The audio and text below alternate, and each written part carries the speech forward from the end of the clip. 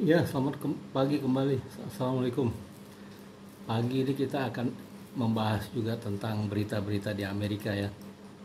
Ini kalau pertama kita lihat dari CNN dulu. Ya, ini kan kalau di Amerika juga jam 1 siang ya, sekitar jam 12 sampai jam 1 siang. Jadi berita utama di CNN itu tidak mengenai perang Hamas dan Israel ya. Jadi berita di Amerika ini tentang mantan gubernur California, South Carolina.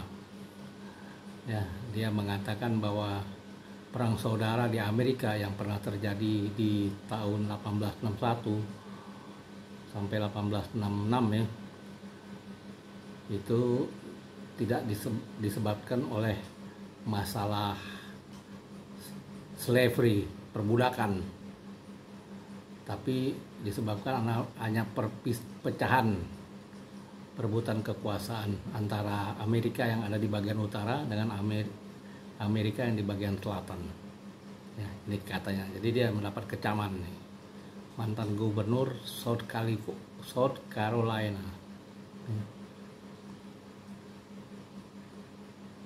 Nah, ini macam-macam berita di CNN, terutama berita ini ya, lokal lah gitu ya, Amerika. Nah, yang menarik ini analisis China's economy had miserable year.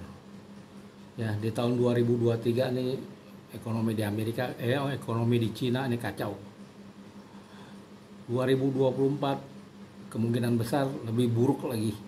Ya, nih tentang berita ekonomi di Amerika menurut analisa orang Amerika, tentang berita ekonomi China, tapi analisanya orang Amerika gitu loh.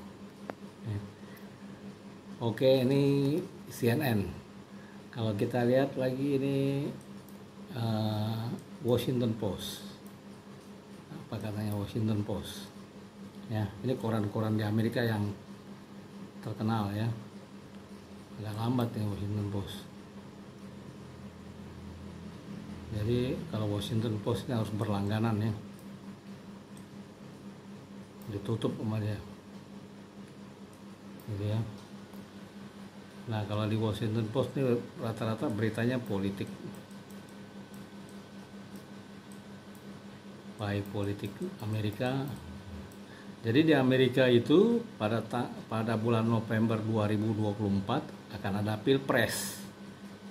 Ya, pemilihan umum untuk presiden dan untuk anggota DPR serta DPD di Amerika ya. Kalau di Indonesia kan akhir Februari. Kalau di Amerika 3 November 2024. Ya. Nah, ini masih juga tentang Amerika, berita-berita lokal juga. Ya. Ini Washington Post. Kalau kita lihat USA Today, nah ini banyak berita luar Amerikanya. Presiden Korea Utara mempersiapkan untuk perang. Waduh, pasti melawannya Korea Utara, kan? Itu. Jadi dalam pemilu di Amerika nantinya pada sekitar awal November ya 2024 tahun depan itu Partai Republikan akan menampilkan Donald Trump. Jadi Donald Trump itu kembali mencalonkan menjadi presiden dari Partai Republikan. Yang menarik ini Donald Trump tidak mau digaji.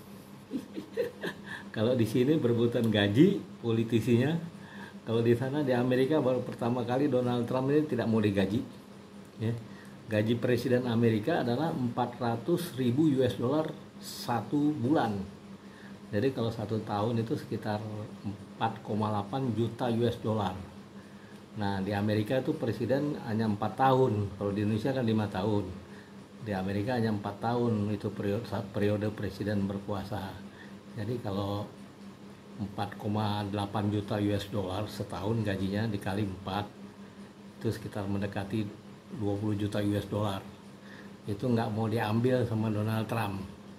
20 juta US dollar kali 15.000 aja tuh ya, udah hampir 3T ya. Itu nggak mau diambil oleh Donald Trump. Dia udah kebanyakan duit soalnya Donald Trump itu. Dia kalau sebagai pembicara aja itu bisa dapat duit sekitar 1,8 juta US dollar, termahal di Amerika. Kedua Bill Gates, itu sekitar 1,5 juta US dollar ya. Jadi dia kalau uang kecil-kecil dia nggak mau ambil. Itu sebagai pembicara untuk 3 jam 4 jam aja itu 1,8 juta US dollar. Itu Donald Trump, paling pembicara paling tinggi bayarannya.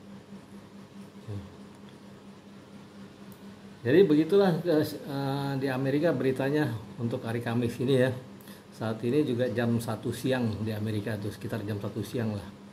Karena kan perbedaan antara waktu bagian timur waktu dengan bagian barat di Amerika itu beda juga gitu.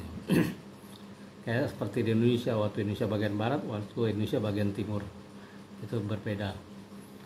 Jadi berita utama di Amerika itu masih soal politik lokal ya, terkait dengan Pilpres tahun depan bulan November.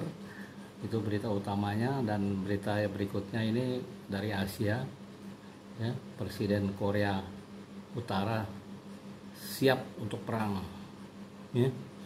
Dengan tadi di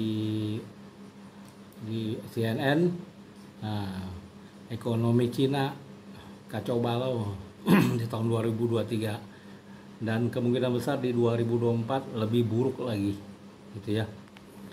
Ini sekalian pada belajar bahasa Inggris ya, harus pinter bahasa Inggrisnya, harus dapat 100 plus kalau mau membaca berita-berita di Amerika.